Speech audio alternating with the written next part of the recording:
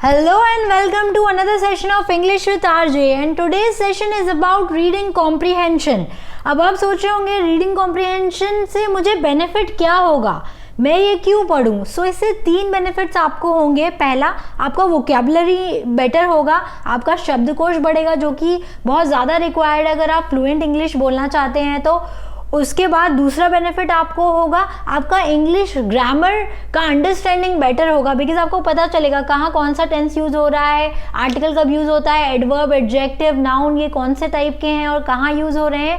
और सबसे important benefit आपको होगा इस पर्टिकुलर रीडिंग कॉम्प्रिहेंशन को प्रेफर करने से, जो कि है आप सोचने लगेंगे इंग्लिश में. और अगर आप सोचने लगेंगे इंग्लिश में तो बोलने भी लगेंगे इंग्लिश में, क्योंकि अभी तो हम सोचते हैं हिंदी में और फिर उसे कन्वर्ट करते हैं इंग्लिश में, और हिंदी से इंग्लिश का जो कन्वर्जन प्रोसेस है वो काफ़ी लंबा हो जाता है. तो रीडिंग कॉम्प्रिहेंशन वो कन्वर्जन प्रोसेस को ही सब्सिडाइज करने में और आपको इंग्लिश में सोचने में हेल्प करेगा. तो चलिए स्टार्ट करते हैं और देखते हैं वॉल्ट डिज्नी वर्ल्ड के बारे में.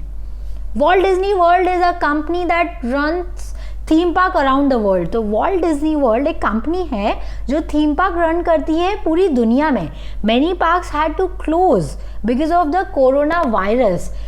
कई पार्क्स को बंद होना पड़ा कोरोना वायरस के कारण बिकॉज ऑफ.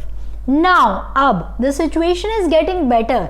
जो सिचुएशन है, परिस्थिति है, वो सुधर रही है and they can welcome visitors again.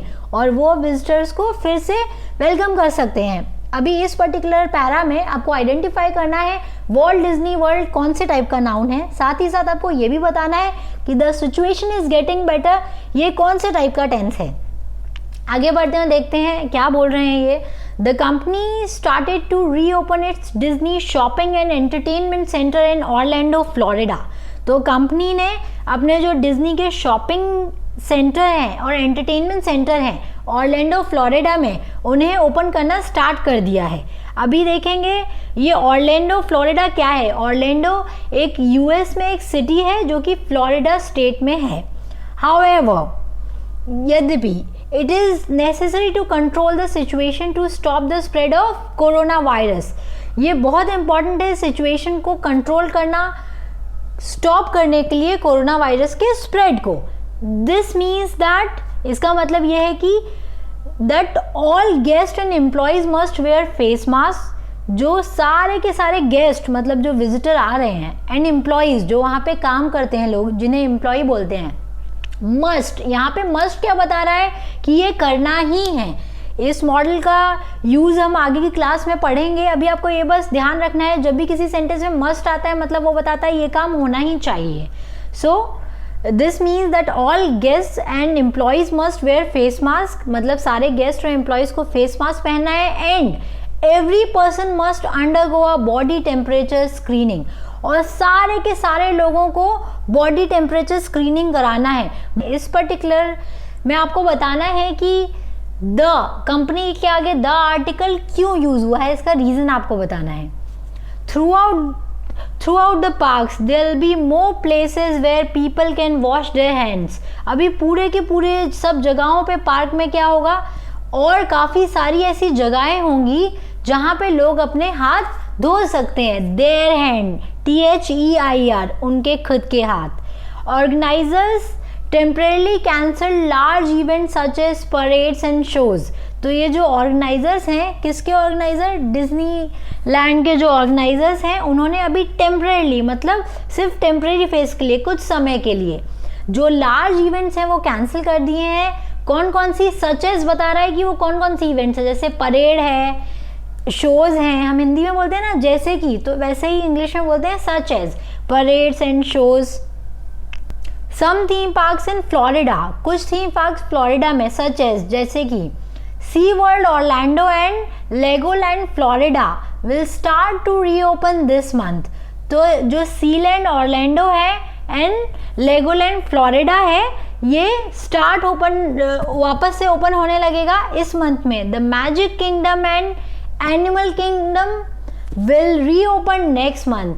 तो जो मैजिक किंगडम इन लोगों का पार्क है और एनिमल किंगडम इन लोगों का पार्क है वो खुलेगा कब, नेक्स्ट मंथ खुलेगा. इसमें कुछ डिफिकल्ट वर्ड्स आए थे, उनका मीनिंग देखते हैं। थीम पार्क, थीम पार्क आखिर होता क्या है? ये बेसिकली होता है a large public place with rides and games that have a common idea. तो थीम पार्क कैसा होगा? हम जाते थे ना बचपन में मेला, जिसमें बहुत सारे लोग होते थे, बहुत सारे झूले, बहुत सारे गेम्स और बहुत सारी खाने की शॉप्स होती थी। वही फंडा होता है थीम पार्क का भी, लेकिन ये थीम पार्क में काफ़ी सारे पर्टिकुलर थीम्स पे बेस्ड होती हैं चीज़ें। जैसे हम मेले में जाते थे तो हमें एक ही थीम मिलता था, इस थीम पार्क में काफ़ी अलग अलग टाइप के थीम्स पे बेस्ड होती हैं बहुत सारी राइड्स और बहुत सारी चीज़ें, बहुत सारे गेम्स, बहुत सारी rides. Undergo a screening to get a test to see if you are sick or have something wrong। मतलब आपको चेक करवाना कि भाई आपको कोई कुछ प्रॉब्लम तो नहीं है, आप बीमार तो नहीं है, या कुछ गलत तो नहीं है आपके साथ। तो उसी को, उस फ्रेज को हम बोलते हैं undergo a screening. Temporarily, for the moment, कुछ समय के लिए ही उसे टेम्परेली बोला जाता है। तो ये कुछ क्वेश्चंस हैं जिनके आंसर्स आपको मुझे देने हैं, इनके आंसर्स दीजिए और अपना नॉलेज चेक कीजिए। Thank you so much. इसी के साथ हमारा ये सेशन ख़त्म होता है और मैं ऐसे काफ़ी सारे रीडिंग कॉम्प्रीहेंशंस के साथ इंटरेस्टिंग स्टोरी लेके आपसे फिर से मिलूँगी। तब तक के लिए हैप्पी लर्निंग।